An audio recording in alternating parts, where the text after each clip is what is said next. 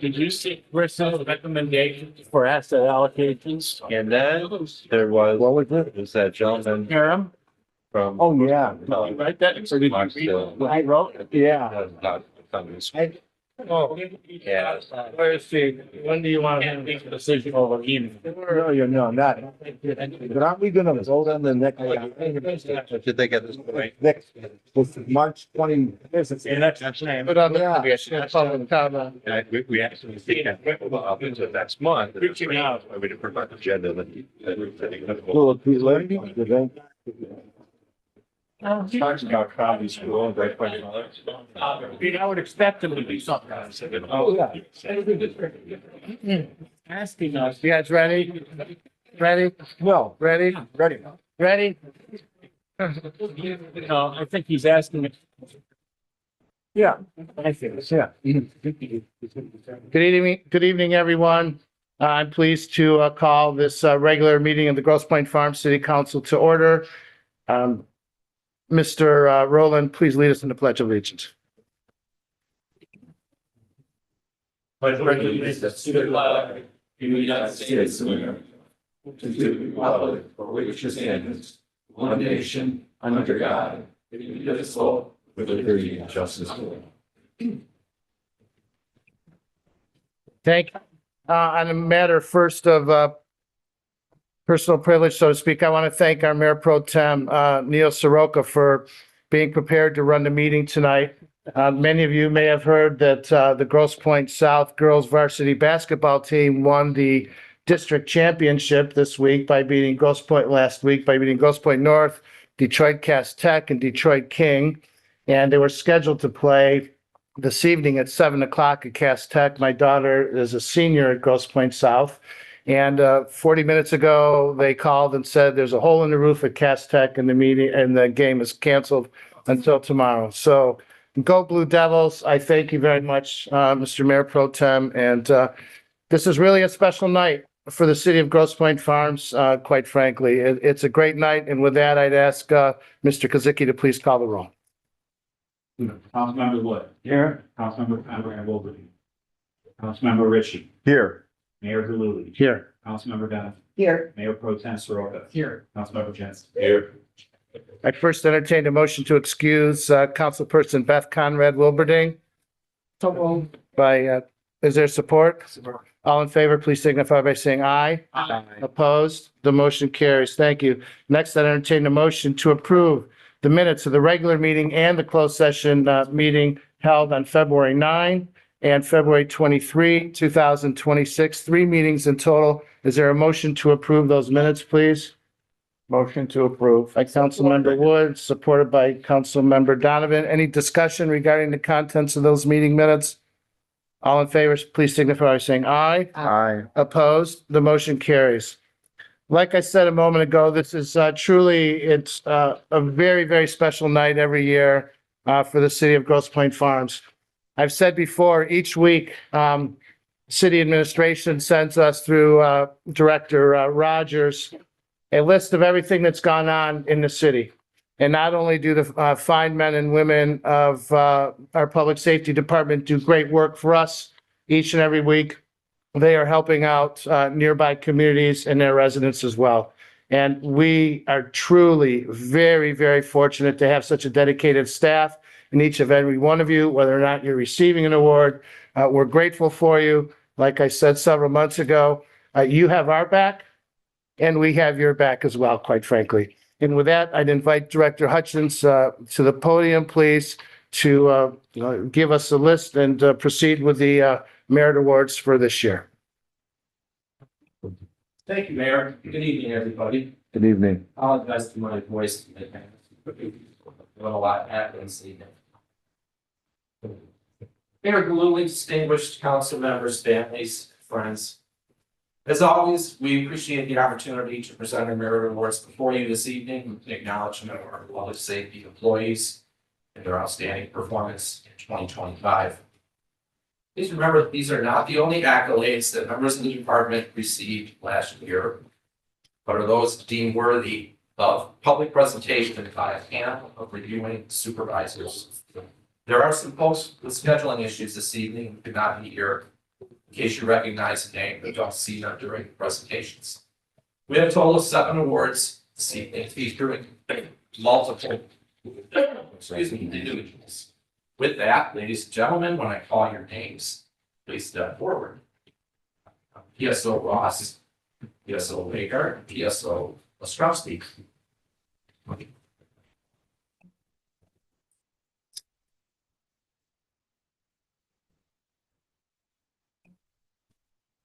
December 16th at approximately 1:30 p.m., a woman called dispatch to report that her vulnerable elderly sister was likely involved in an unfolding scam.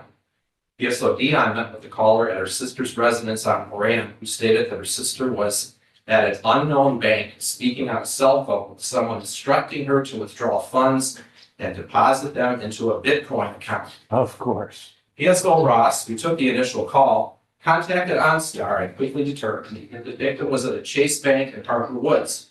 Parker Woods PD immediately sent an officer to the bank as PSOs Krager and Ostrowski responded accordingly.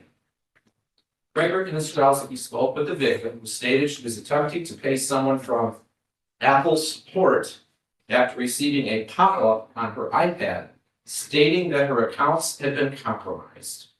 The message claimed that she needed to secure her money at the bank by depositing it into a Bitcoin account. PSO Raider quickly intervened and canceled the transaction with Bitcoin just before it was finalized. The quick thinking of all officers involved saved the elderly resident from being defrauded of $15,000. We commend their timely and well-coordinated efforts for a job well done.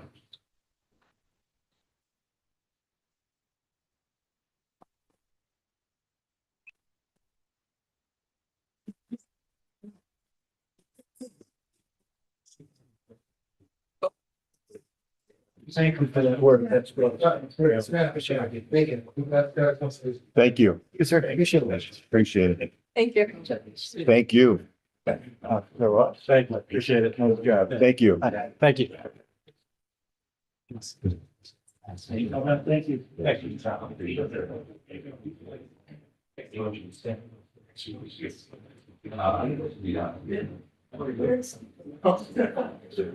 you.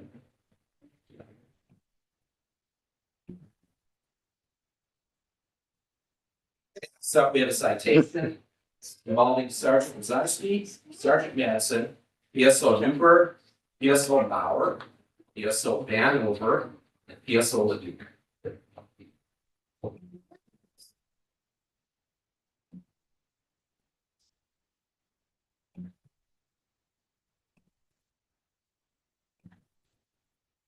July 11th, dispatcher Sanaki, along with PSO Leduc, informed Grosse Pointe Farms units of a reported stolen red Hyundai northbound on Ross Kirchhoff, bearing a Texas plate with a broken rear window and driving erratically. The car had been stolen from the city of Taylor. PSO Maurer was in training at the time of Sergeant Zarski when they observed the vehicle on Lowbray just east of Kirby. Maurer attempted to stop the vehicle, but it jumped the curb, drove across several lawns, and proceeded north on Kirby. Maurer notified dispatch and Sergeant Lazarski terminated the pursuit in accordance with department policy. PSO Madsen, at the time, then observed 2 subjects bail out of the car and run between the DPW and homes on Hillcrest. PSO Newberg jumped into the moving vehicle to stop it as it had been left running and still in gear. Deputy Director Rogers was off duty in the area and reported not seeing anyone fleeing toward him near the Maculas Alley. He directed officers to set up a perimeter and a K-9 was requested. Rocco was not available at the time. K-9 units from MSP and St. Clair Shores, along with Lazarski and Bauer, performed an initial sweep of the area with negative results. PSO Newberg searched the area with the drone toward the DPW property when the MSP trooper and his K-9 indicated the suspects were inside the fenced area surrounding the generator. The 2 juvenile suspects then climbed on top of the generator, revealing themselves to the officers. They were subsequently ordered to the ground and arrested without incident. PSO Vanover then followed up with Wayne County Juvenile Detention Center, and after a great deal of time and effort, got them admitted into the facility.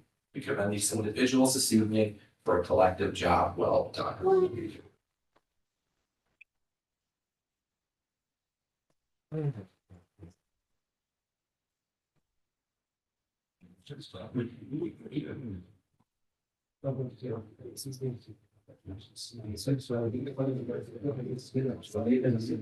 Mr. Mauer, Isaac, good to see you. Joe Ritchie. Good to do. Good job. Good job, guys. Good job. Thank you.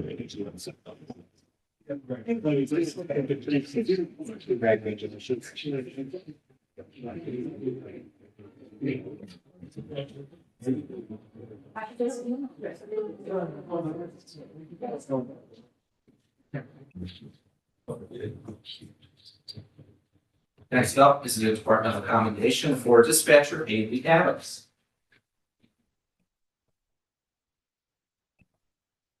On June 25th, Dispatcher Adams received a 911 call from Detroit Wayne Mental Health Authority regarding an 18-year-old male who was armed with a firearm and threatening suicide at the Grosse Pointe Public Library. The caller originally did not have any description of subjects. Prior to dispatching, she located his driver's license photo to provide officers with a description of the subject and kept the caller on the line to obtain more information. She then learned that the subject's firearm was located in a spanning pack and relayed the information to responding officers. Dispatcher Adams kept the caller on the line for over 15 minutes, updating officers while remaining calm and effective under stress. After 15 minutes, the caller then stated the suicidal subject was at the Grosse Pointe Park Library, and she immediately transferred the call to their dispatch. Grosse Pointe Park officers were able to locate the subject and recover the firearm from his backpack. Dispatcher Adams is commended for her dispatching skills while assisting a citizen in distress and preventing a possible tragedy. Okay.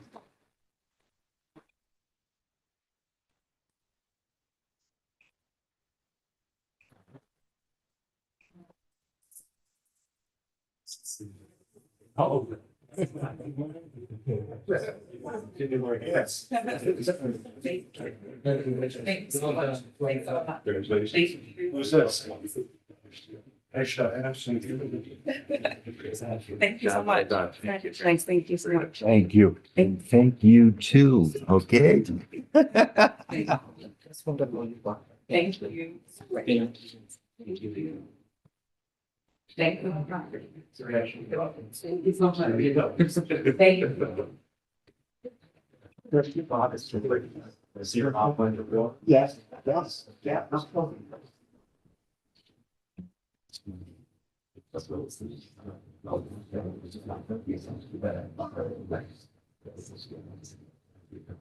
Next up is the Director's Unit Award. Looks like the officers that are here for this evening are Lieutenant Kipke, Lieutenant Harris, PSO Rhaegar, and PSO Van.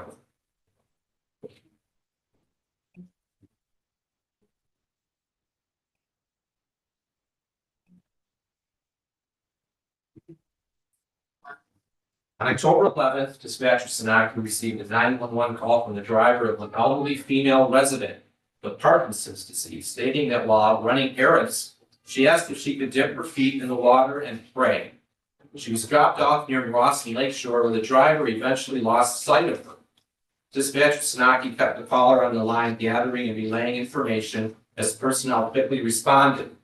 Lieutenant Kipke arrived at the Pier Park and made contact with the driver, who stated he last observed the subject walking east on Lakeshore and possibly into the park. He directed units to check along Lakeshore while Lieutenant Harris coordinated a drone response to assist with the search. Lieutenant Kipke went to the park's beach area and observed the subject on the west side of the beach, laying face down with her feet touching the water. The subject's daughter and her boyfriend arrived at the scene and assisted in finding a paddleboard to help remove her from the wet sand. The subject was alert and talking, but shaking and becoming hypothermic as medics responded to the scene. PSO Rhaegar and Coates retrieved their fire coats to provide her with warmth until Fire Specialist Williams arrived with blankets and a backboard. PSO Vanover comforted the patient as Lieutenant Harris commandeered a park guard and a golf cart to carry the subject to the awaiting ambulance. The officers, dispatcher, and fire specialists are commended for their quick, orderly, and compassionate response to a vulnerable resident in distress.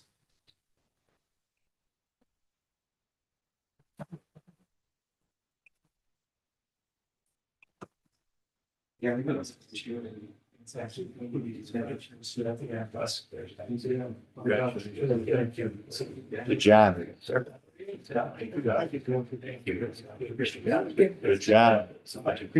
you. See you soon. Good job. Thank you.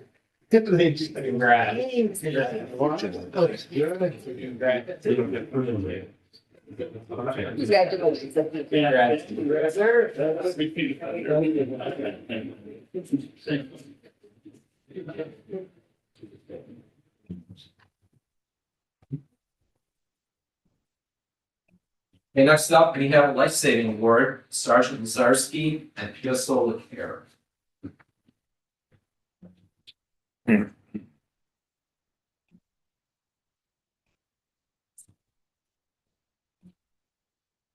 September 3rd, a 911 call was received from a resident on Kirby reporting that her 71-year-old father was unresponsive and not breathing.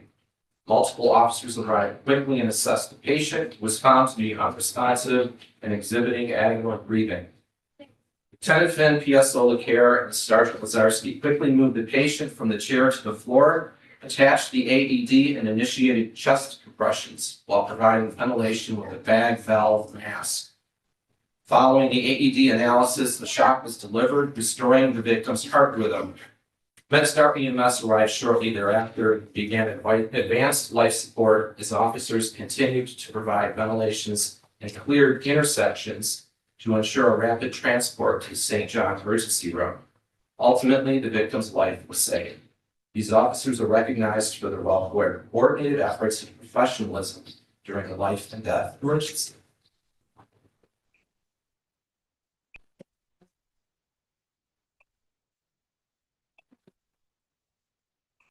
Nice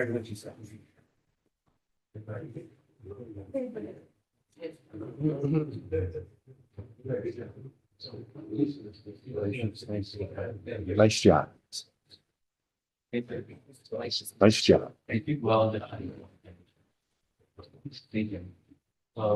Ready?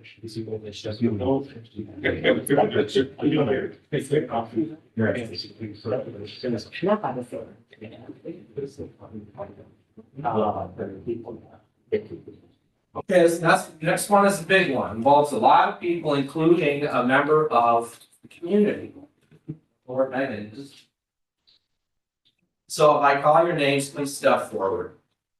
Lieutenant Trupiano, Lieutenant Kipke, Sergeant Lazarski, PSO Ross, Sergeant Madsen, PSO Maurer, Deputy Director Rogers, PSO Newberg, PSO Ostrowski, PSO Maxwell, and Megan Festham.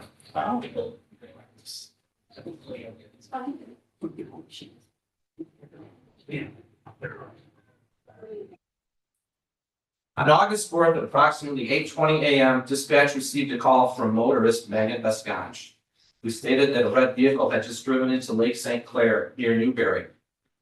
Ladder 3 and all Grosse Pointe Farms units were dispatched, with Ms. Vescange remaining on scene to direct them to the vehicle. Officers from Grosse Pointe Farms and Grosse Pointe City arrived to observe a red Kia resting nose first in the water, with the rear of the vehicle sticking above the water line. PSO Maurer immediately entered the lake to search the vehicle for the victim when Sergeant Madsen observed her face down in the water approximately 50 yards away. Lieutenant Kipke, Sergeant Madsen, and PSO Ross jumped into the lake, and all officers reached the victim within 4 minutes of the initial phone call. She was brought to the shore and pulled from the water by Detective Lieutenant Trubiano and Detective Rashevsky, who determined that she was not breathing and did not have a pulse. Sergeant Lazarski positioned the victim's head to expel water as Detective Lieutenant Trubiano began chest compressions. After 30 seconds, she was rolled to her side to expel water and then back to resume chest compressions. As Sergeant Madsen positioned a bag valve mask, the victim gasped for air, produced a weak pulse, and eventually regained consciousness. She was then transferred to MedStar paramedics as they arrived on the scene. The victim gave Detective Colombo verbal confirmation that she was alone and had attempted to end her life and was then transported to St. John Hospital. PSO Newberg piloted the department drone to check the area for additional victims as PSO Ross rechecked the water after the Kia was pulled from the lake. All of these individuals played a part in response, search, rescue, and resuscitation of a thankful victim in her perilous time of need. We commend all involved this evening for a collective job well done.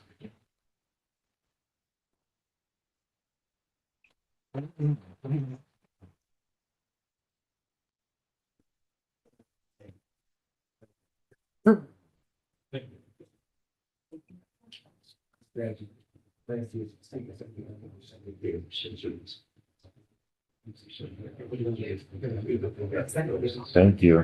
Good job. Thanks. Thank you. Good job. Thank you. Good job. Amazing. Amazing, guys. Way to go. Way to go. Thank you.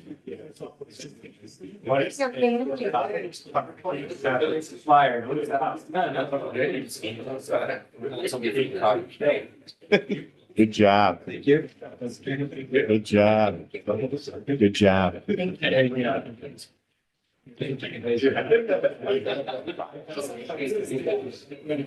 sir. Thank you.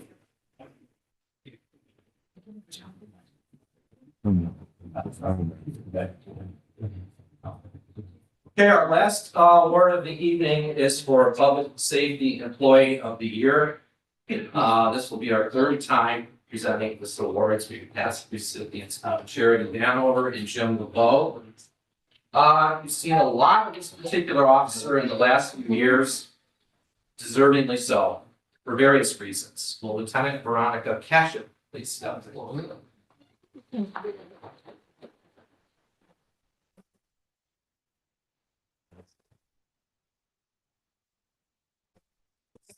Cashin is recognized for her outstanding dedication, leadership, perseverance, and service to the Grosse Pointe Farmers Department of Public Safety. Her career reflects exceptional resilience, having returned to duty after being seriously injured and advancing through the ranks from dispatcher to public safety officer to sergeant and now lieutenant. As dispatch supervisor and head of the field training division, Lieutenant Cashin oversees critical operations and is responsible for the training and development of all new officers. She also commands her own platoon and plays a key role in recruitments and hiring. Always willing to take on difficult assignments and consistently available to support her department, Lieutenant Cashin sets the standard of professionalism and commitment that exemplifies the mission of public safety. For her tireless work ethic, leadership, and service to the community, Lieutenant Veronica Cashin is a most deserving recipient of the Employee of the Year Award.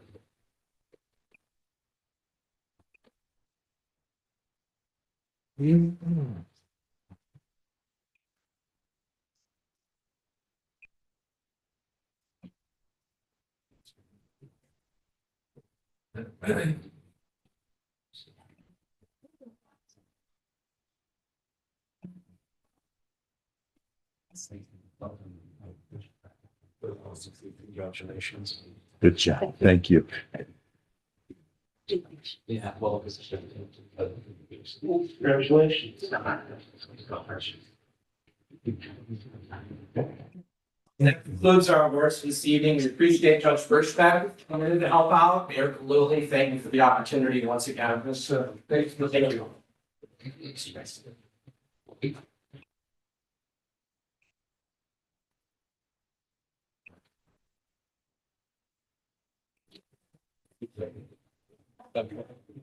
We are so fortunate. Let's just take a quick 2-minute break to allow those who are leaving to leave. And we'll continue in 2 minutes, please. Great when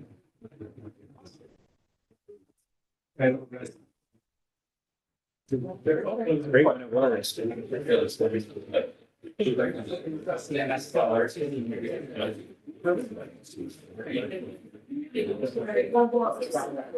As a backup, I'll probably just use the. Okay. Is this broadcasting to the YouTube channel? Yeah, well, So. it's live.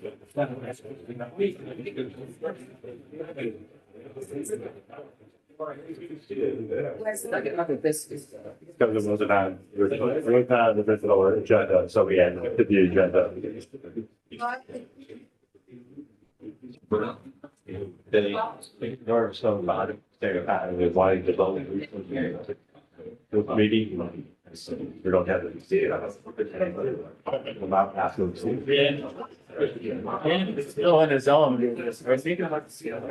He can't not be over there.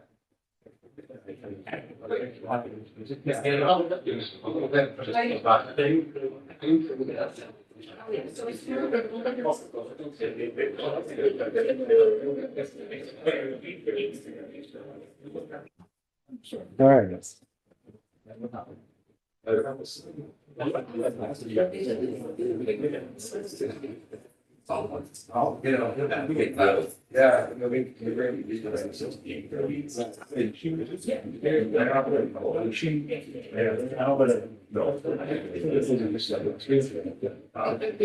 All right.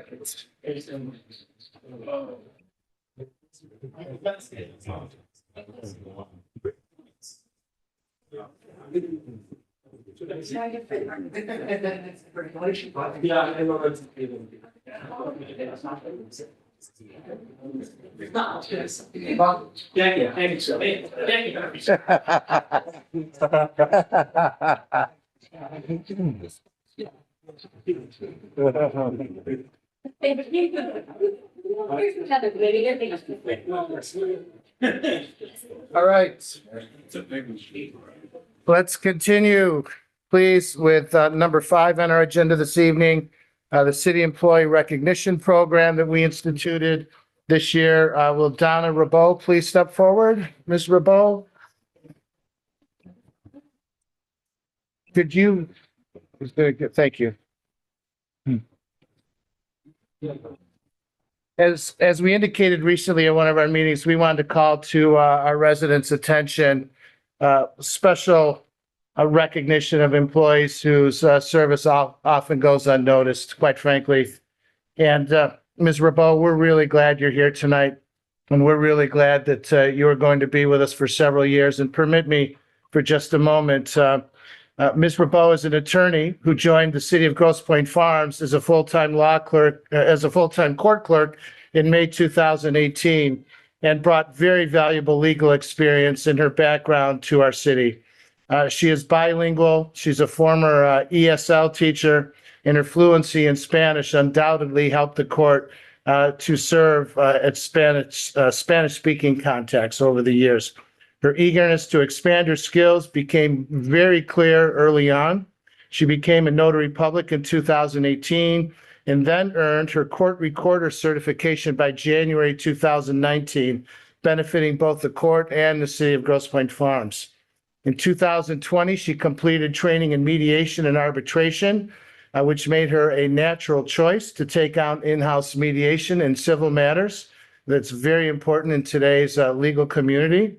And she's a major reason why the municipal court operates so smoothly and remains customer service focused despite its challenges in terms of dockets, things of that nature. Her patience, her kindness, and her exceptional ability to listen make her a trusted point of contact for anyone seeking help with court matters, either in this city or beyond. Grosse Pointe Farms is extremely fortunate, Ms. Rabot, to have you as part of its team, and thank you very much. We wanted to recognize you this evening. Please join me, everyone, in recognizing Ms. Donna Rabot.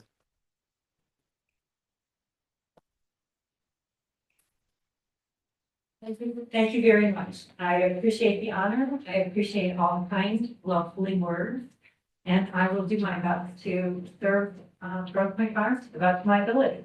Well, we appreciate that. And we're going to roll then into number 6, the appointment of court administrator. And before I do that, we are very fortunate to have had Ms. Sue Thomas for the last 8 years serving as our court administrator. I've met Sue before. I've worked with her husband in the past. She's a fantastic lady. She's a fantastic resource for the court as well. And I know you worked closely with her. So we appreciate very much her decision to retire after 8 years with the city. We wish her nothing but the best going forward. And we too are very thankful for her great service to our community. So thank you, Ms. Thomas, for being here tonight.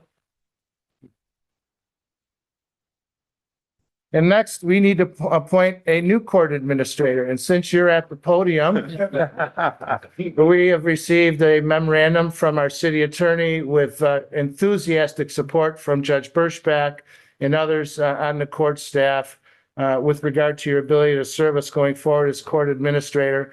And if you're willing to take on that role, I'm willing to entertain a motion to appoint Donna Emery Rabot Esquire as the court administrator for the Grosse Pointe Farms Municipal Court. Is there such a motion? So moved. By Mayor Pro Tem Soroka, support by Councilperson Donovan. Any discussion?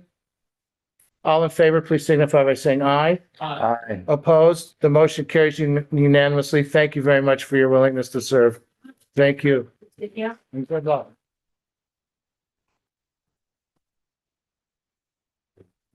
Judge Birchback, please, please. Just briefly, I know I have a long night as usual, but I was so pleased to hear that Donna has agreed to take over the job as court administrator. As a new judge coming in 4 years ago, I couldn't have asked for a better team besides with Ms. Thomas and Donna working together. And Mr. Thomas has decades of experience and has helped all of us in the court office to understand our responsibilities, our obligations to the public, and the administration of justice. And Donna is just going to do a fantastic job. She has the perfect personality and ability to not only be kind and responsible to the people that come to the window, but also to be firm when necessary. And I've seen that every day when I'm here in court. So I just really looking forward to working with her in her new capacity. And thank you to all the members of the council, Mr. Mayor, to making this formal. Thank you very much. Thank you, Your Honor. Thank you very much for your time this evening, sir.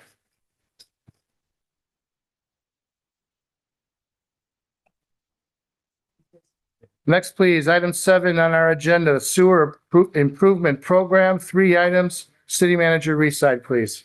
Great, thank you. Well, this is it. We are finally at the point after many, many years to award contracts for the final 2 phases of our sewer separation program that we've been working on with the goal of really reducing the amount of stormwater inflow into the combined system. And ultimately, when this project is completed, we expect about 1/3 of the wet weather flow that enters our combined system now to be separated and diverted, which obviously will have impact on the overall system and with the goal of reducing the likelihood and severity of basement flooding is the main objective. With that, at the podium is Tom Maxwell, who is a partner in charge from Hubbell Roth & Clark, and he's going to give just a brief presentation of what contract 2 and contract 3 entails. I'm actually going to share that view with these 2 gentlemen over here. Thanks for the introduction. What a great night to be here, Yeah. Great celebration. Yes. With me tonight is John Bergsma. He's an associate with Hubbell Clark. He was lead engineer for contract 2, which is the pump station. And Eddie's Image, who I think you all know, was manager at HRC and very well involved in contract 3 as well. Tonight, we're gonna talk about contracts 2 and 3, reviewing bids that we just received in basically the middle of February. Talk a little bit about the construction schedule and public notification efforts. So you guys have seen this several times now over the last 8 years. The Inland District Sewer Separation Program consists of 3 contracts. Contract number 1 is nearing completion. That's the force main. That's the purple line in the schematic on the right. A force main and gravity sewer out to Lake St. Clair. Contract 2 is a stormwater pump station. That's that little gold, square at the northeast corner of Shell Pond and Ross. And then contract 3 is, the light yellow shaded area, which is sewer separation, putting in storm sewers in the Northwest Quad and also, Country Club Detroit. And that's about it. So I guess with that, John's gonna talk a little bit more detail of contract number 2, pump station.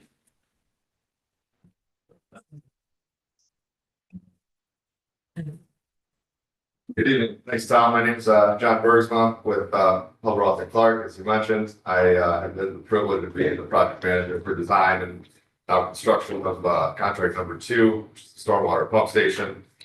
Brief overview, stormwater pump station stands between contracts 1 and contracts number 3. The purpose of the pump station is to convey the flows that were separated from the northwest to northeast quad separation via repurposed sanitary sewer 60-inch that's going to be coming down from Shell Fund into a junction chamber, which is on the left side of the figure here, through a new 78-inch sewer into the pump station. And 5 stormwater pumps, which are located about 30 feet below grade, will be used to pump the flow from the pump station through a 48-inch force main, which is being constructed currently under contract number 1 into a gravity sewer down in Lake Huron, which is the project that you've probably already seen being constructed in the last year and a half or so. So, brief overview of contract number 2. As I mentioned, 5 stormwater pumps are the main equipment that will be used to convey the stormwater. Located about 30 feet below grade, and they will turn on sequentially as flow reaches the design event from 0 CFS all the way up to 102 CFS. 2 CFS which is the capacity. As you can see, the 5 pumps will be conveyed into a shared discharge header into a 48-inch force main and out into the golf course area up to the high point and down into Lake Huron ultimately. The top is a section cut of the station from above grade. As you can see, there was quite a bit of care taken in coordination with the city to make sure that we matched the character and aesthetics of the existing residential neighborhood. You see a lot of municipal pump stations, not a lot of them are going to look like this, but the location and proximity to the golf course and homes that have been there for a very long time, there was great care taken to make sure that we match the aesthetics, and there will be great care taken during construction to make sure that that remains the case. And as we're choosing materials and detailed samples will be looked at with the city to make sure that everyone's on board and the aesthetics match the intent. So this isn't exactly what it's going to look like, but this was a rendering we did kind of at the outset of the design, kind of as a starting point to review with the city. Some of the colors and the shape of the roof and pitch of the roof and materials will look different than this, but this gives you kind of a basic idea of the overall configuration. There's going to be a front porch with stone veneer siding that kind of to match a residential look and to match the sight lines and aesthetics of the surrounding area. So this bid opening was in February. We had 8 bids, which for those of you that aren't around the bid openings too often, it's a very good number of bids. With a good stretch, we like to see all those numbers that were packed in close, and with one standing out as the low bid. And we also like to see that our engineering estimate isn't too far off from the low bidder, which was the case. The low bidder was Orson Gross. They're located in Flint, Michigan.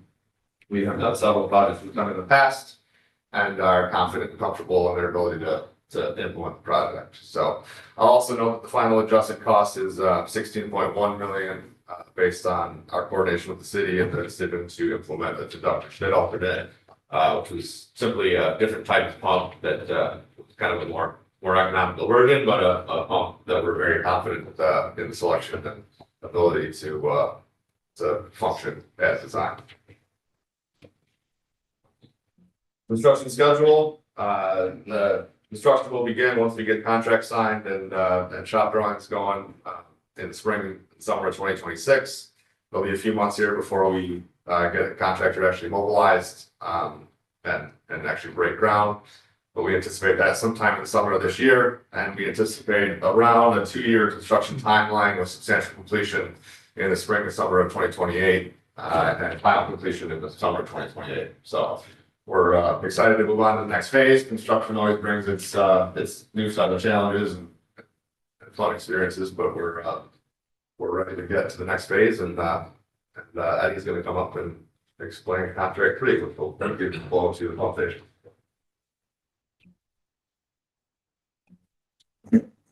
Mr. Zimmich, welcome, sir. Good evening, Mr. Mayor. So as John and Tom were saying, this is a part of the inland district sewer separation overall project, which includes 3 different contracts. So this is contract number 3 that we have on the screen here. It's hard to read, but I think you do have it in the packets. But basically, it's a more of extensive contract really. As far as we basically have about 4 miles of gravity stormwater sewer going into the project. We have another 2,000 feet of sanitary sewer, which I'll explain in a minute where that's going. The divisions we have set up here, Division A is basically Chalfont, which is from your northern limits to Ross. Division C and D are basically what you see is on the left side of your screen, which is the northwest quadrant of the city. So the northern limits of town down to Ross from Mack to Chalfont. The majority of those streets will be separated. And then we have a division E, which is on the right side of the screen, which are a few streets to the south, McMillan, Mount Vernon, and Brand. And those will also, I'll get to in a minute, be receiving some additional work as far as watering. And Division F, which we see right in the middle of CCD, basically entails part of Brownsville Road, some of the separation there to the north, and then some of the additional storm sewers are separating on the course to get the water out the course. And then, as I was mentioning earlier, divisions G and H are actually 2 water main divisions, which, as you know, they're not part of the bond sale. They're going to be funded by the Water and Sewer Fund, but the water mains that we'll be doing will be on pieces on Barclay and Warrenville, and as well as McKinley. So these are sections of Maine that are considered priorities in the city now. And this is the time we're going to want to do it, since we're going to be digging up the road with the sewer in. At the same time, we want to take care of these water mains, and these are going to be paid for separately from the bond, the Water and Sewer Fund. As far as the review of the bids, again, as John said, we received several bids as well, which is a good sign. Contracts were interested in the project. The amounts that you see here are the final adjusted bid amounts. As you know, we removed Division B from the project, and that's in your memos. So these are the adjusted prices without Division B. So Colonial Contracting, you're very familiar with them. Obviously, they were doing your C1 project last year and are continuing it this year. They have about another solid month or so at least to finish this year's project, just so you know. So they've got additional work to do. So we're probably looking at mid-April for completion of the C1 project from last year. So again, Napoleon got a little bit on this one. Should also note that we also, for both C2 and C3, we did pre-bid and pre-award meetings with contractors. So for the pre-bid, we allow basically contractors to come and ask questions about plan specs, anything they may have. That was their opportunity to ask questions. In the pre-award, what we had with Napoleon, the architects then to ask questions to make sure that they understood everything in the bids properly, and to also understand the coordination that's going to be required between C2 and C3, which is a very key point to both projects working. And on that note as well, what we plan to do is try to keep the projects along with each other, the contractors know what's going on. Whoever schedules the pre-con first, whether it's John or I for C2, C3, we're going to have the other contractor from the other contract just come to the beginning of the meeting so they can introduce themselves to the other contractor so they know each other. And then as progress goes, every few months or so, we'll probably do another, either virtual with both contractors, so each side can say where they are in the project at the time.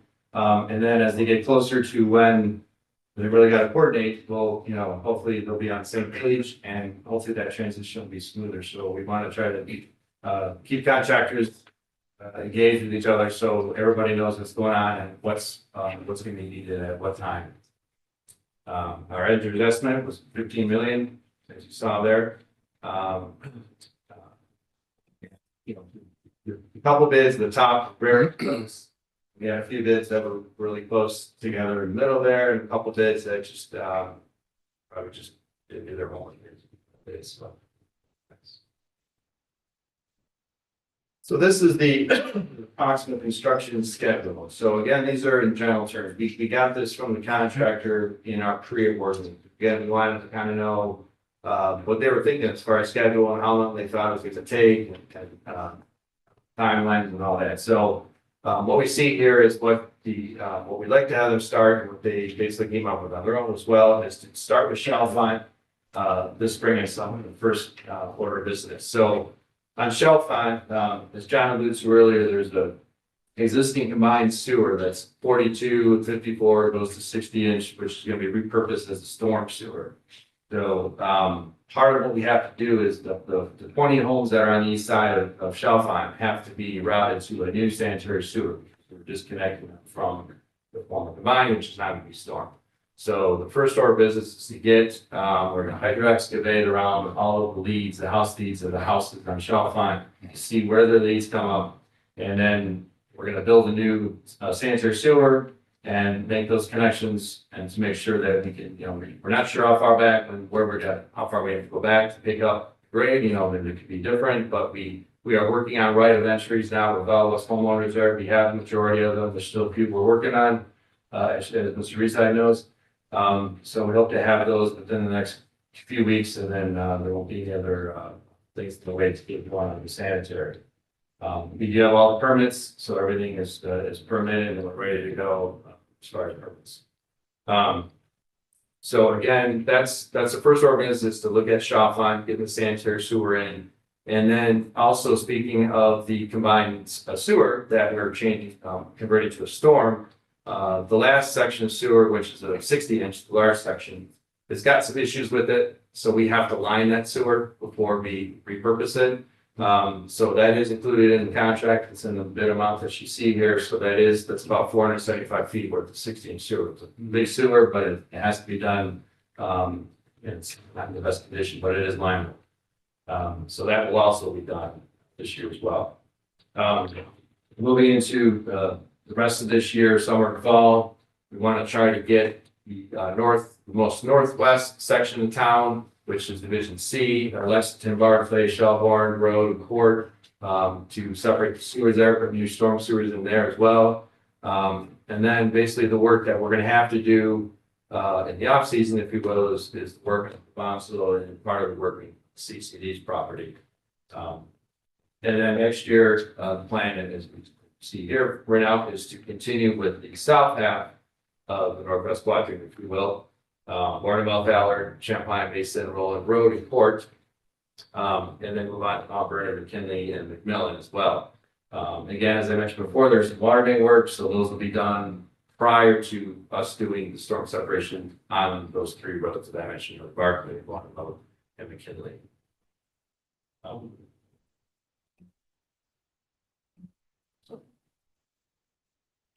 And as in all our projects, and as we did for C1 last year as well, public notification efforts, we will obviously, we always put flyers together for all of our projects, make sure all the residents have those. We send them to here, put them online, so there's a copy of them, so anybody can see what's going on.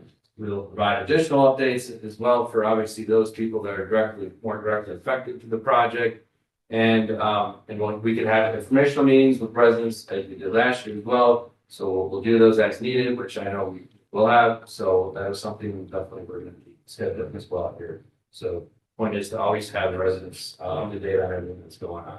So those are our presentation. The last slide, we just have our John and our emails on there. Obviously, there's gonna be a lot of additional contacts as the project goes on. We have full field staff, as you know, that will be in this project. We'll provide information. Yeah. If you have any questions at this time, please feel free to ask Tom, John, or I. Yes, first, before we go to public comment, are there any questions or comments from members of council? Mr. Wood? Eddie, or for Tom or whomever, I just want to emphasize the importance of your communication plan that you had before. I've had we've all had the conversations with our friends on Moss and our friends on Tonencore. And speaking for myself, that has gone very well. You guys did a very nice job. What's the name of the gentleman, the young?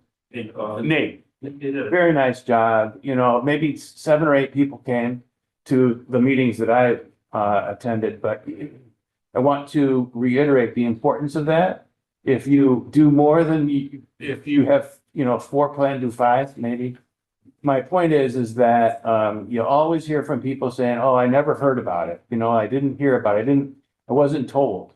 And I think we need to emphasize, the public awareness aspect of this and communication with them. And to the extent that the city can coordinate with you as you were doing before, I just want to reiterate how I thought that went very, very well, based on the feedback and what I saw. And I'd like you to be sure that you can continue that in the next phases of the project, right? Absolutely. That's our time. Thank you for the feedback. Any other questions or comments from members of council? Members of the public, any questions or comments, please? Mr. Durbin, please. Good evening, sir. And your discussion. Just had 2 questions on that contract to health deductible. What was that? I didn't quite understand what was all about. They took money out and added money back in. Yeah, so when we look at the overall bid and we look at the dollar amounts, one area where we thought the dollars estimate was high was on Ross Road, a section of Ross Road that was intended to be separated. And part of the reason it was high, we believe, is because much more than when we looked at the M Street, is because it's a Wayne County road and the Wayne County standards and the traffic requirements. So the cost of that, the benefit was fairly nominal in terms of the amount of water flow projected to go to the pump station was about 7%. So fairly nominal impact on the overall project, but on a budget standpoint, it was fairly expensive. It was over $1.5 million. So we think it may make sense, but I think the idea is we want to get this project done, get the pump station operating, and then we'll actually see after rain events what the actual flow has been, whether we've met capacity, whether we have even additional capacity beyond what we've looked at, and if it may make sense at a later time, coordinating separation on Ross Road with Wayne County with the resurfacing by the county. Yeah, okay. But this first, there was about this deductible, that first one, second contract was like about Contract 2. The contract, Contract 2 at the slide, Tom, could you address that? Or- okay, yeah. Essentially, we included in the proposal for the contractors to bid on an alternate pump selection. And they were easier to install and less expensive. The pumps that we called out were, let's say, a Cadillac version but we reviewed what it is that he's proposed, and we're very comfortable with the selection going forward with that. So we're going to ultimately save about $1.2 million by doing that deduction. But that doesn't make sense because it's the same amount of money to spend on it though. It was gonna be 1.17.3, that's, you got a little bit, you had one line back to, yeah. The final adjusting cost, that's fine. No, this is the ultimate. So take 17.3 less than 2. This is the ultimate. Right. Then you go back and add another 1.4 million afterwards, something, but it's. I'm guessing on that. Is that construction engineering? Yeah, Oh, no, I didn't look at it. the old That's contingency construction. Okay, that's construction. That's for us to do all our testing and observation. thank you so much. Thank you. Yeah, so those pumps, I know they're reviewed by HRC. It was also reviewed by our water superintendent. And just so you know, it's the same capacity, those pumps that are going in, but it was a considerable savings. So it definitely made sense to go that route. Any other questions or comments from the public? If not, I entertain a motion to approve contract number 2, the stormwater pump station to Sorensen Gross Company, Inc., with total construction budget, including contingencies and estimated construction engineering services of $18,733,000. Is there such a motion? Yes. By Councilmember Wood. Is there support? By Support. Councilman Ritchie. Any further discussion from council? All in favor, please signify by saying aye. Aye. Opposed? The motion carries. Contract 2, stormwater pump station is approved. Next, I'll entertain a motion to approve contract 3, the Inland District Sewer Separation and Water Main Replacement Project to Deponio Contracting LLC with a total construction budget, including contingencies and estimated construction engineering services in the amount of $15,926,949.75. Is there such a motion? Sure, yes. By Councilmember Woods, support by Councilman Ritchie. Any further discussion? All in favor, please signify by saying aye. Aye. Opposed? The motion carries. Contract 3 is approved. Mr. Reside, please. Item 7C, resolution authorizing the issuance and sale of general obligation unlimited tax bonds, please. Great, and I'll defer to our finance director, Roland. So this is the issuance of bonds, paper, contracts to and rate. This will be a 25-year bond, be $33.38 million, to cover the 2 projects. First year, we anticipate the millage fee approximately is 1.8 mils. And a bit lighter for the bond, we expect the market to mil per year. Trying to do that to mill, like we said. Is there any public comment or question regarding item 7C, proposed resolution authorizing the issuance of these unlimited tax bonds, the sewer bonds? Any council questions or comments? Mr. Wood? Jim, sorry, did we already vote on increasing $500,000 for one of these projects? We did. So contract 1 was previous bond due to $11.28 million. Now approximately $500,000. So that previous Okay. bond issue combined with this one, that you under 2 mils total. Under 2 mils total, then, right? Okay, thank you. Any further questions or comments? No. Any further public comment? I entertain a motion to approve the resolution contained within our packets and attached to the March 9, 2026 memorandum from Finance Director Rowland to approve the authorization of the sale and issuance of general obligation unlimited tax bond series 2026. Is there such a motion, please? Councilman Ritchie. Is there support for Councilman Ritchie's motion? Councilperson Donovan. Any further discussion from council? All in favor, please signify by saying aye. Aye. Opposed? The motion carries. Mr. Maxwell and Mr. Zimmich, thank you very, very much, and to administration as well. This is a culmination of a lot of work, of a lot of meetings. It's a very detailed and technical project that's going to benefit our residents going forward. It's going to help with the increase of their property values. They're excited for it. And thank you very much, gentlemen. We look forward to continuing to work with you. Give our best to Mr. Bergsma as well, please. Thank you very much. Next, consideration of a request from administration to approve the 2026 road program. City Manager Reside, please. Yes, actually, maybe I'll bring up Eddie Zimmich again, to see he kind of oversee the road program. I think we have a map kind of showing the areas that we're proposing.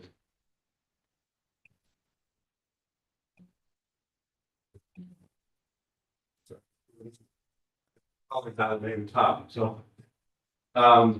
So I guess I'll just explain this map first, and just talk about the project.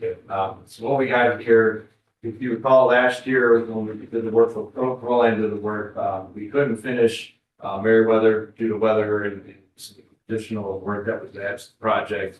So Meriwether will be completed this spring in the section you see here, Charlotte Boys and Boulevard. So that is Proline's project that they couldn't finish last year, that they will finish this year. That's theirs to finish. We did some concrete work last year, but now we actually have to get the million over the thing. So They plan on starting that in early April, they told me, so, I will keep Shane and Matt, give them up to date, on when that's actually gonna start, but that's the plan now is to start, early to mid-April, on Mary Lipton.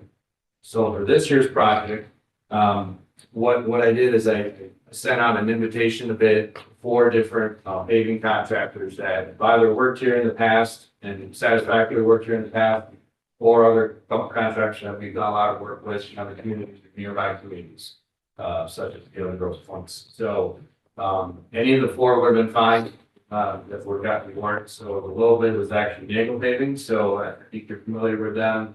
They did the work a couple years ago. They've also done about 6 or 7 other annual programs in the past. So they're very familiar with your town. So they've been here several years. So they were the low bid, and that's what we're recommending tonight. As far as what we have on the docket this year for the 2026 program is what you see here in green. So we have a couple of long stretches, blocks of terrain, which is probably one of your highest priorities as far as existing right now on your residential streets. We have a long section of Moran there, Chalfont, Charlevoix. And then All Place was another street that we decided to add down here to the south. We haven't done much work in that area for a while, and that's another seemingly priority road down in this area. So again, we wanted to stay away from streets where we're doing all the sewer work this year. So we wanted to kind of stay away from the northwest quadrant, of course. Provençal, that area. So these were good candidates that we felt this year for this year's work. We also just showed here in red Lakeshore, which I know we've been working with MDOT, SEMCOM to try to get this section paved. As you recall, the city did get fiscal year 27 monies. It's a local agency project, the DFAC, and it's MDOT, I'm sure you're familiar. It's there's about a year's time of milestone dates that they required certain reports, applications to be done, environmental assessments. So we have a couple of these assessments finally approved, which took about 6 months. We just got one last Friday saying that was approved. We're waiting on the final design copy of another approval for historic land. Basically, trying to say that there's no historical sections of the land that we're going to be disturbing.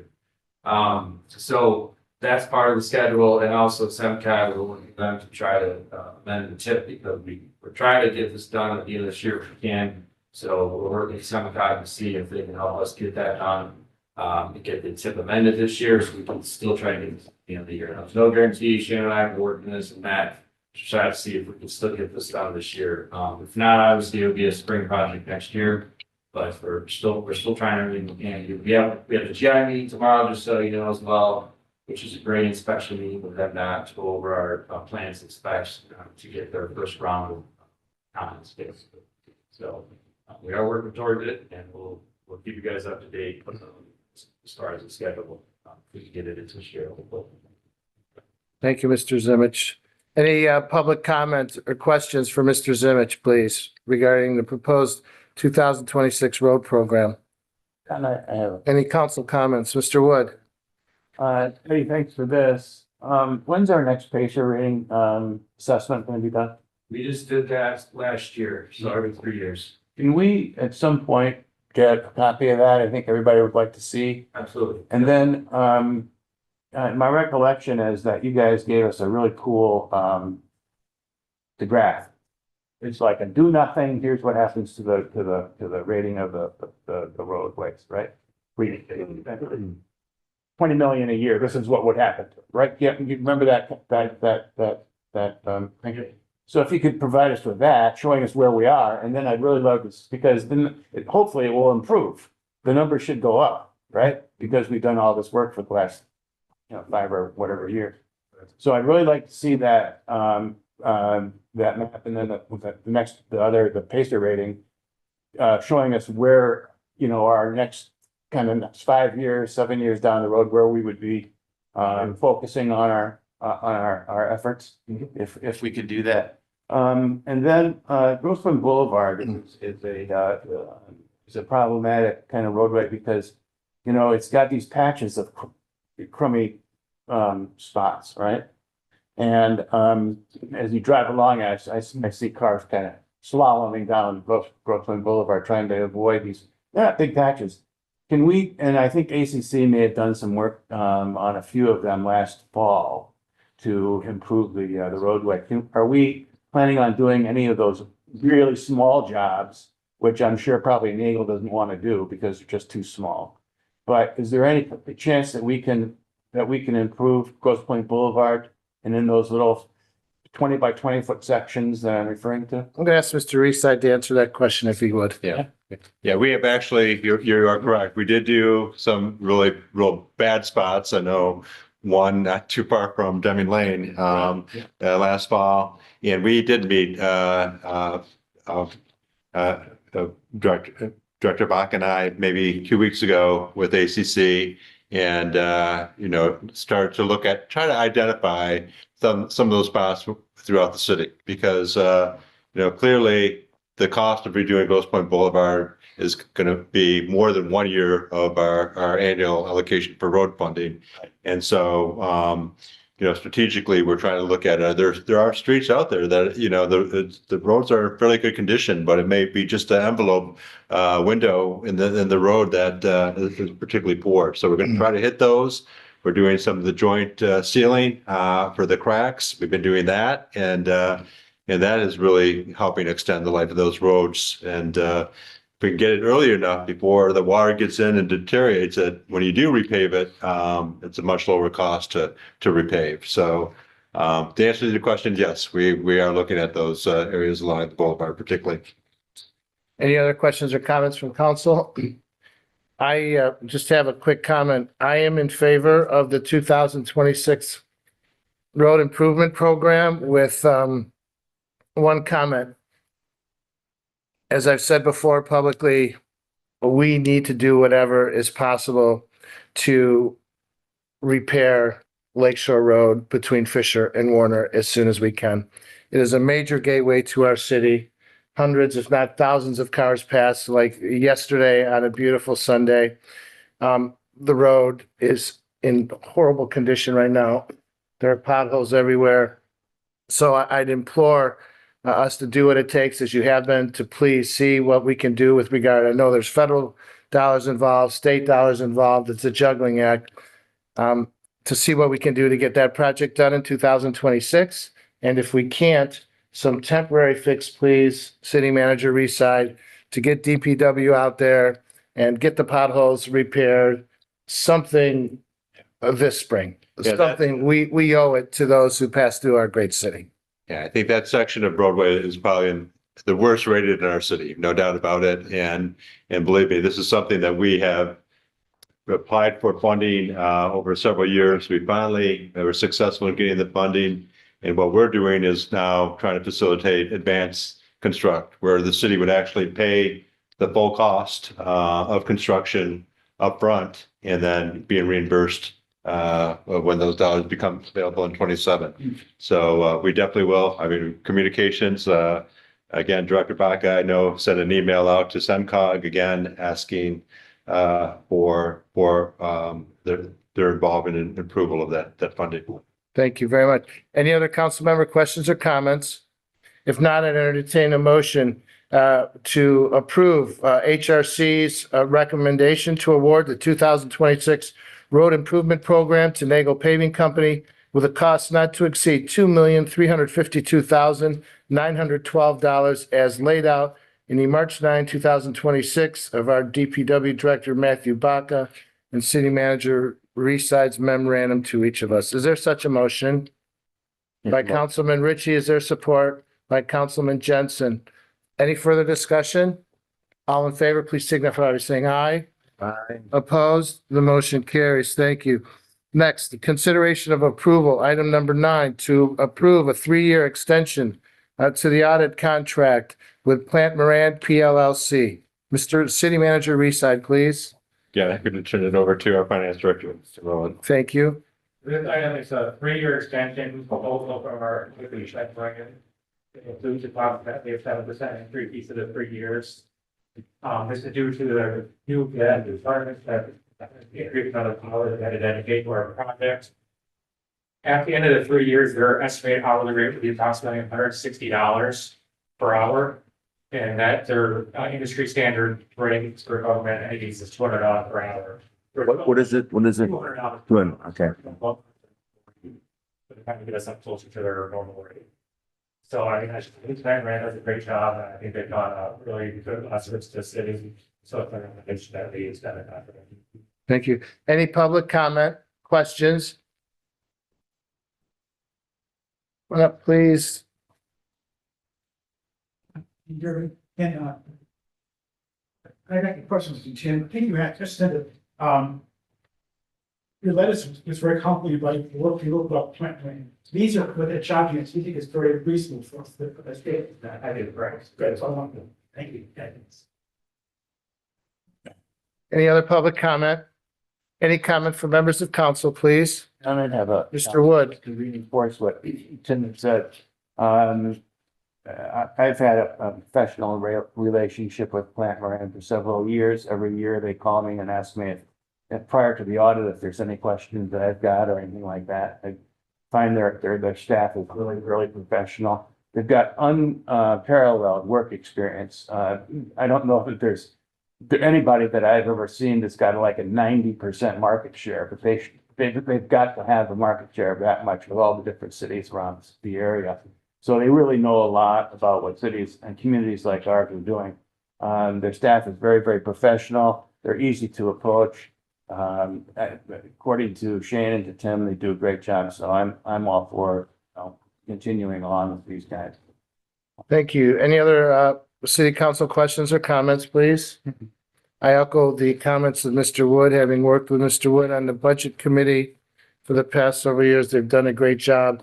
And I entertain a motion to approve the proposed audit contract extension letter from Plant Moran at the rate suggested and as contained in the memorandum from Finance Director Rowland contained within our packets this evening. Is there such a motion, Mr. Wood? Is there support?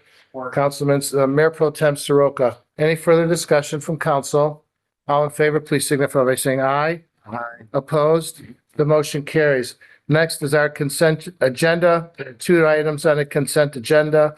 Grosse Pointe South High School's Hat Trick Charitable Gaming Resolution and consideration of a request to approve the February 2026 invoices. Is there anyone that would like to remove anything from the consent agenda? If not, I entertain a motion to approve the consent agenda. Mayor Pro Tem Soroka, supported by Councilperson Jensen. Any further discussion? All in favor, please signify by saying aye. Aye. Opposed? The motion carries. Next, we have a special presentation. Sir, come on up to the podium if you'd like. Yes, sir. Sorry, I don't know your name. My apologies. My name is Matt Kale. Matt Kale. Mr. Kale, welcome. Good evening. We hear you have a brief presentation regarding growing our schools and maybe Trombley School. Welcome. Give us your name and address formally for the record, please, sir. Yeah, my name's Matt Kale. I live at 853 Westchester Road, North Park, Michigan. Mr. Kale, good evening. The floor is yours, sir.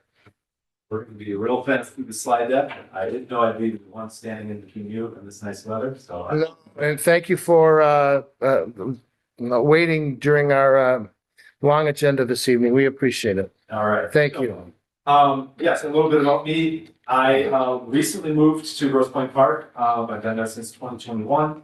I am the father of a 4-year-old girl and a 2-year-old boy, I love very much. And I'm a member of the Grosse Pointe Park City Council subcommittee that helped our school district survey our community last year. Next. And I'm here because the public schools are the backbone of our community. And our city saw great success working with the school district very closely. And I think that our cities and our schools need to work really closely together to maximize enrollment for a public school district.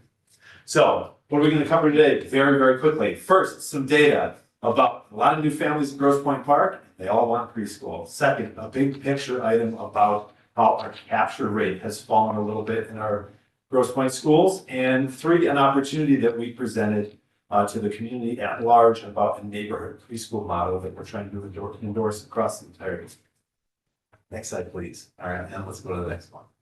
Okay, so the Board of Education last year hired a professional survey company to survey our district.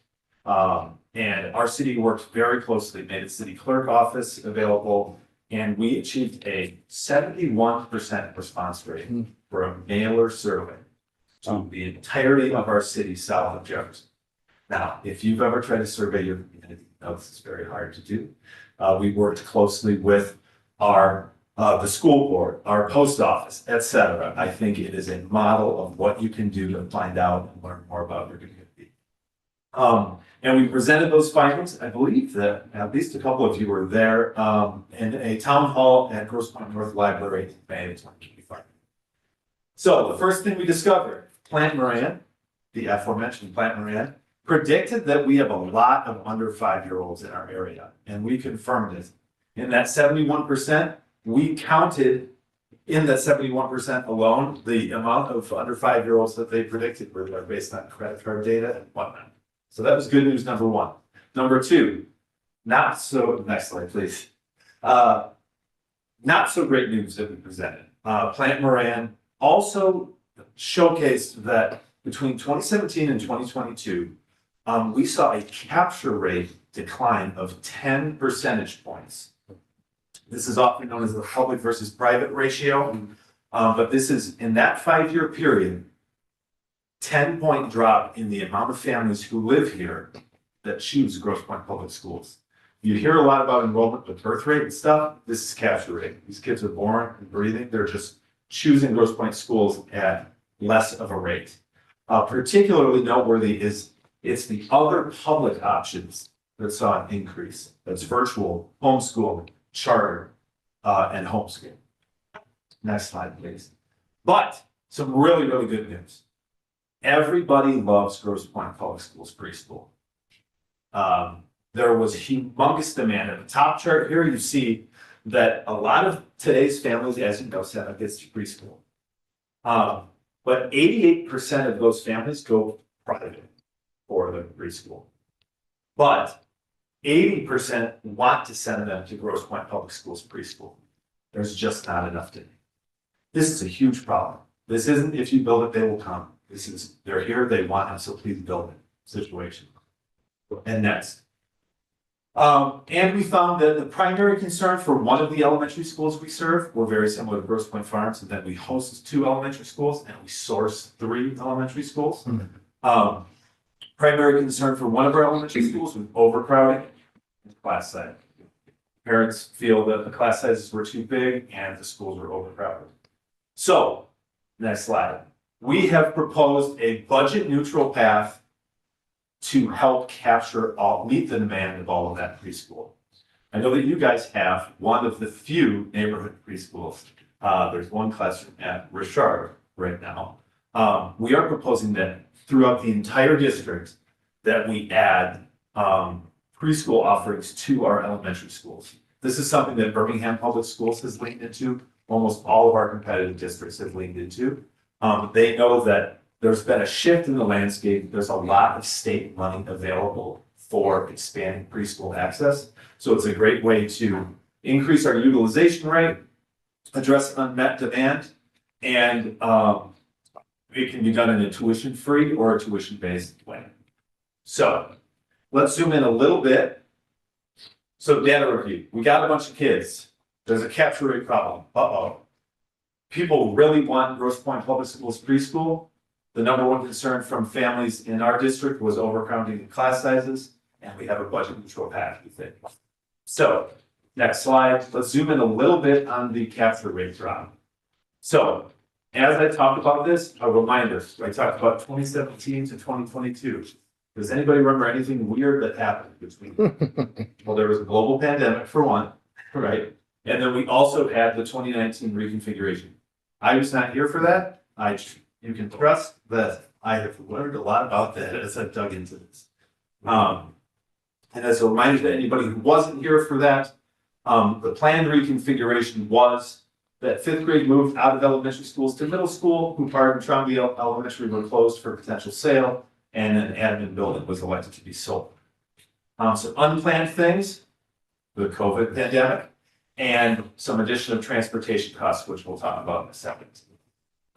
So these are graphs. You'll have to squint at them. I can follow up with an email, but the summary here of the top graph is to show you that every district, the entire state, saw a meteoric drop of enrollment when COVID happened. Not unique to Grosse Pointe Public Schools. But that little green line you see shows the recovery the year after. That recovery happened in every single one of our competitor districts, as you can see in the below graph, but it didn't happen in Grosse Pointe Public Schools. We did not see the bounce back. So Michigan recovered from COVID, our public school district didn't, and we'd like to know why. So what does that mean? We go to the next slide. I want to reiterate very strongly that I have learned as I've talked to people who were here for that reconfiguration, that that decision was made. It was a hard decision. It was made in good faith because people wanted the best for their schools. However, we've learned some things since then. And when you look at what we thought was going to happen, what actually happened, it's worthy of further investigation.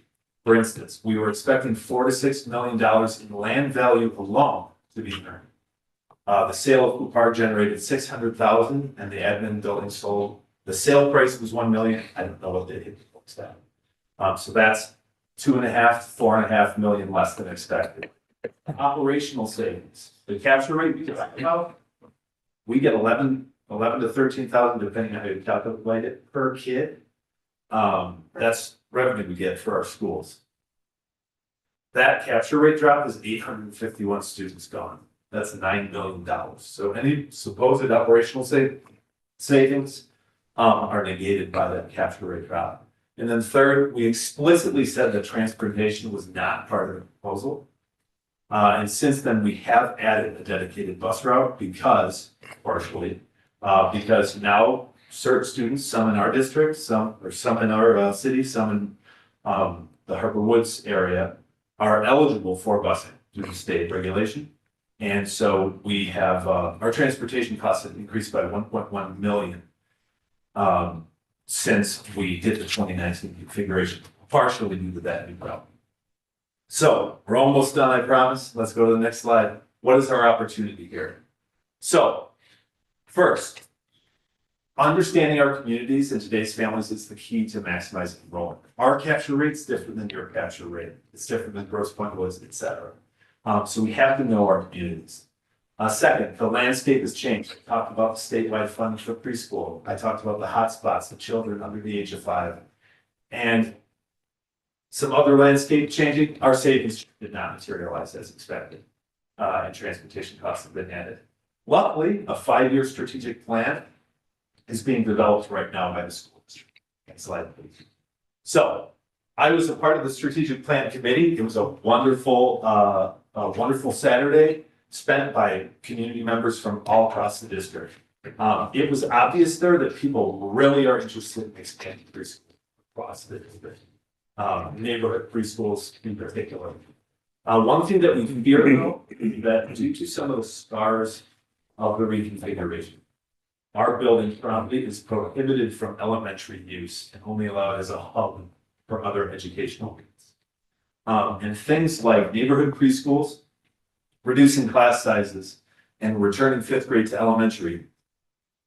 We're obviously proposing neighborhood preschools, but all 3 of these things require more elementary school classrooms than we have.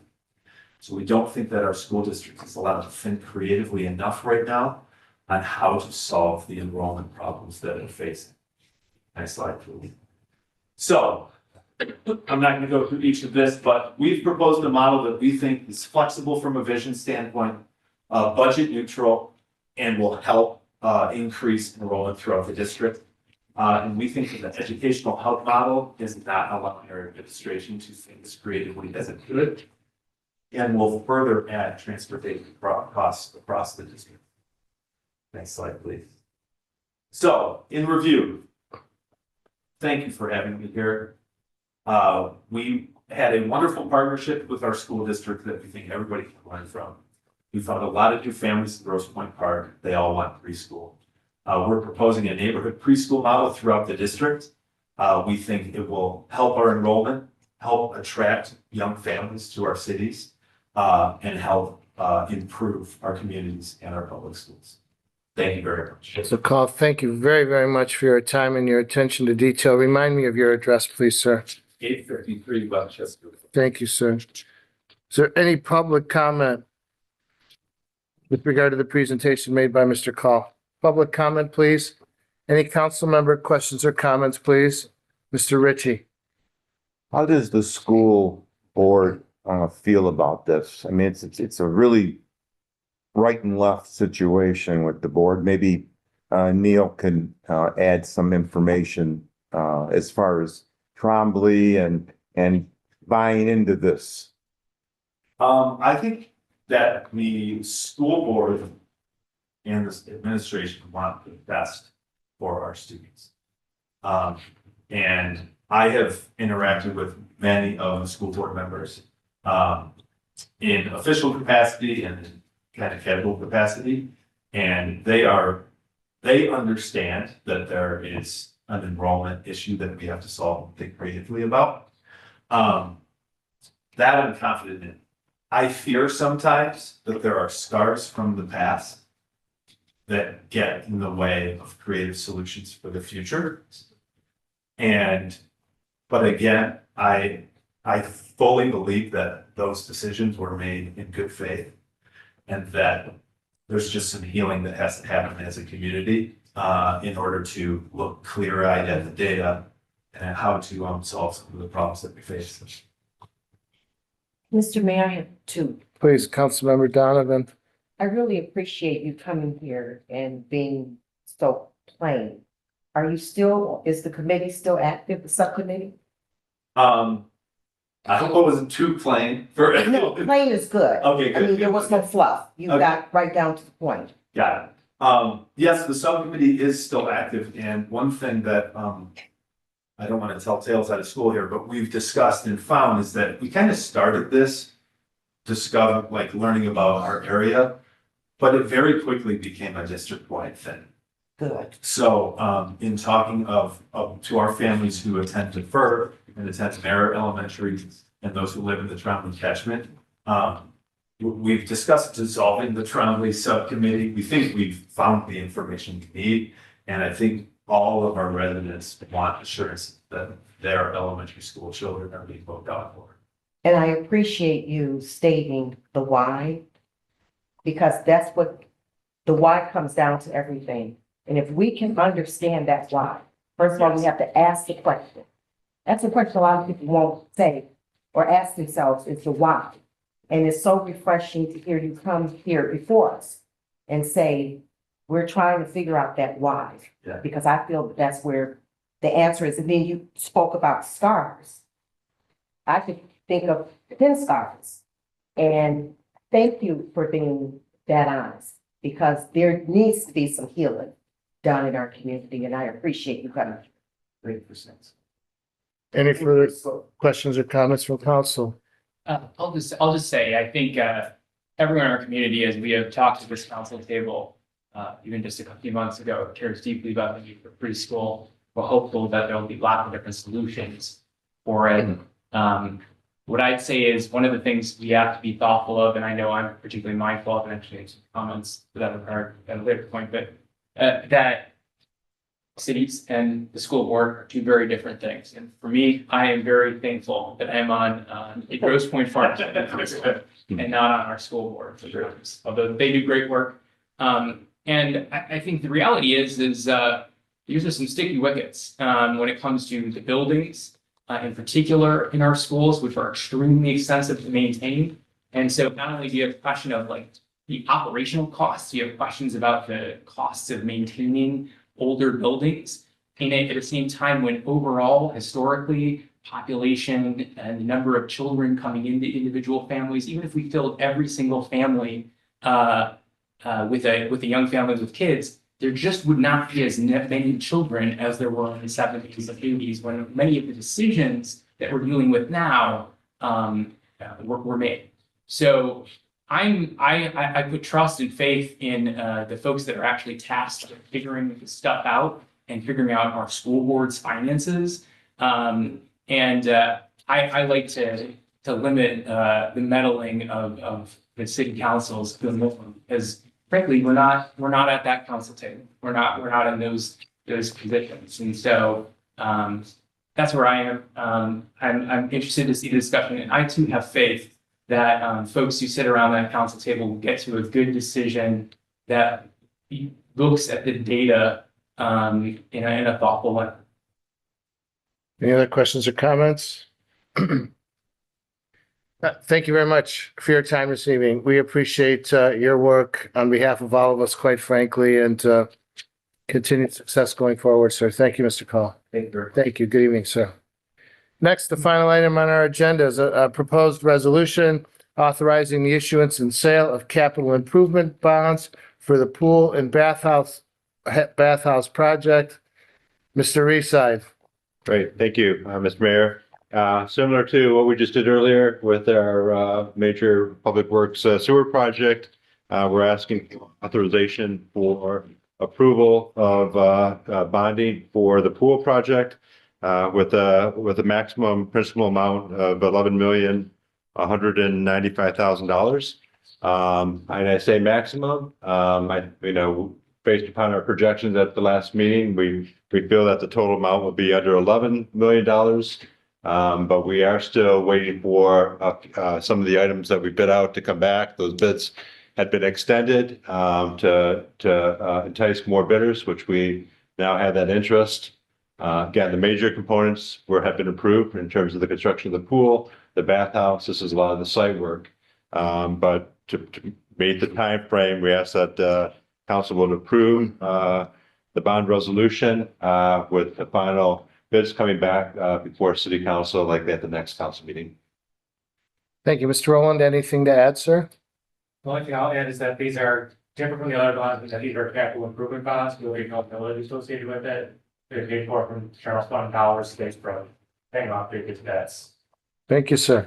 Any public question or comments regarding this agenda item? Hearing none. Any questions or comments from members of council? If not, entertain a motion to approve the issuance and sale of the capital improvement bonds for the pool and bathhouse project at a maximum principal amount of $11,195,000, maximum interest rate of 6%, with a final maturity of these bonds not to exceed 21 years. Is there a motion to that effect? Yes. Councilmember Wood, is there support? Support. Councilmember Donovan, any further discussion from council? All in favor, please signify by saying aye. Aye. Opposed? The motion carries unanimously. Are there any council member reports? Mr. Wood, Go to the order. pardon me? Are we just having comments? I don't have a report. I just have a, Comments before I turn to public comment? Yes, please. I actually do have a report, I guess I could say, kind of. The floor is yours, sir. little bit.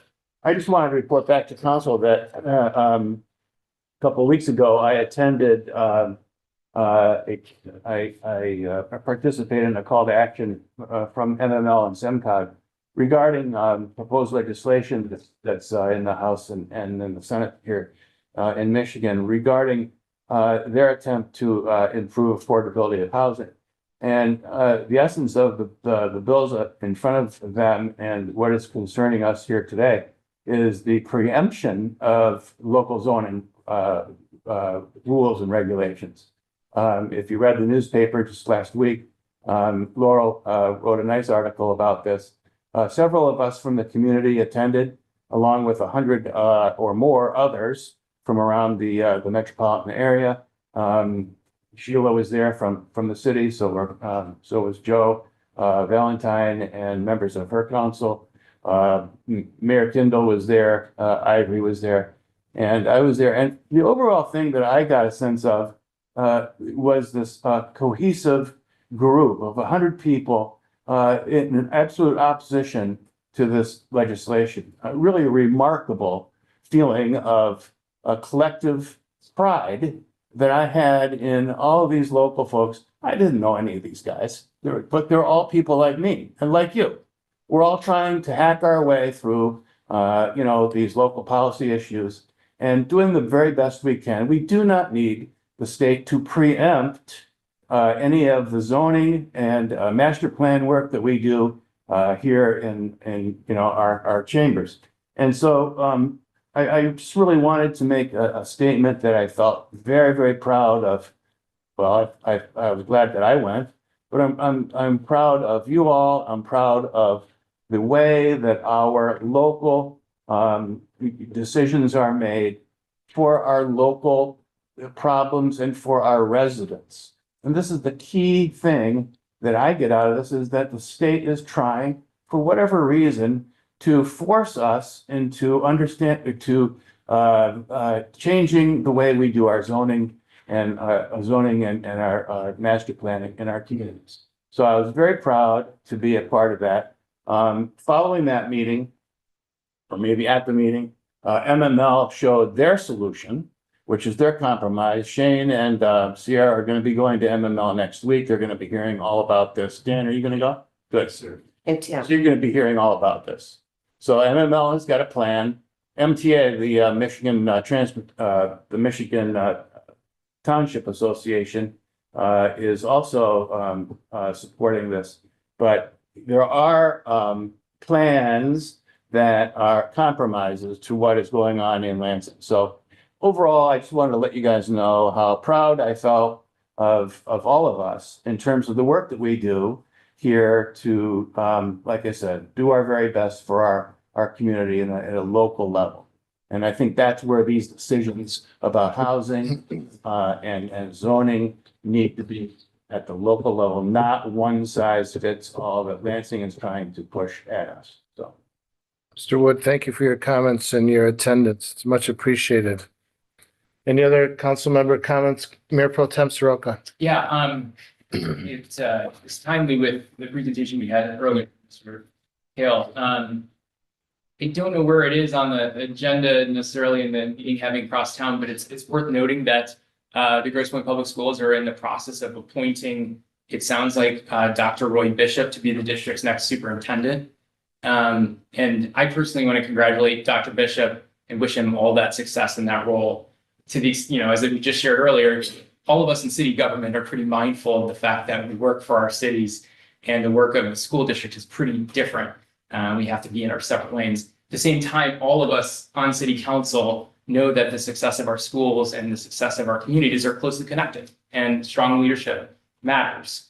And as a parent in the Grosse Pointe Public Schools, I've had the opportunity to interact frequently with Dr. Bishop. I've always found him to be really creative and thoughtful, steady and deeply committed to our students and our community. I love the fact that he lives here and he knows us.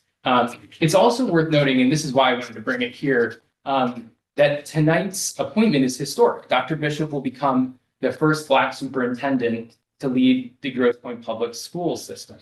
And for me, the reason why I wanted to share this here was it has particularly weight in our community, because we all remember that this week marks, I think this Saturday, marks 58 years since Dr. King spoke at Grosse Pointe South. And by many accounts, that was an extremely difficult speech for him to deliver. It was interrupted several times. And a fact that I didn't know was the security concerns were so great at the time that Dr. King was reportedly driven to the event with the chief of police of Grosse Pointe Farms sitting on his lap in the car. So I doubt that many people present that evening would have imagined that a moment like today would happen. And yet here we are. The Grosse Pointe schools and the city of Grosse Pointe Farms have always worked really closely together. 4 of our district's 12 schools are located here in the farms, including Grosse Pointe South, which is a real point of pride. And I look forward, and I hope our mayor will and our administration will continuing the partnership that we have with Dr. Bishop. So congratulations to him, and congratulations to our community. Councilmember Donovan. Mr. Mayor, I would like us to acknowledge our colleague, Councilman Lev Wood. He was recently appointed something on SIMCOG. or at SimCon, I received an email about your appointment. You put me on the spot. I don't That's know. why I'm. I don't. Really were. You just said, you know, Do some chairman. I'm not quite sure what that is, but I'll be looking for my emails to find out. he said he witnessed you.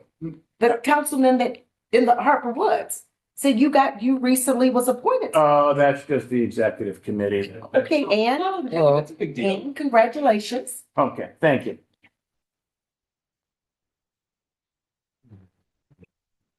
I had an opportunity to speak with Dr. Bishop at the North-South girls basketball game. He looks forward to working on all of our behalf. He is a very, very bright person. And I will be rolling out, with permission of council, a student recognition every other month, as I've talked to Mr. Reeside about.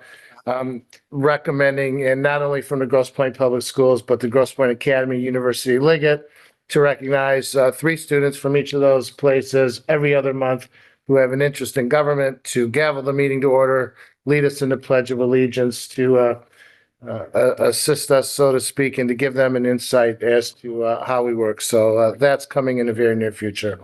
Any public comment before we adjourn? Any public comment, please? If not, I entertain a motion to adjourn. Motion to adjourn. Mr. Wood, supported by Councilman Ritchie, we are adjourned. Thank you all Thank very you. much. Good evening. Good meeting.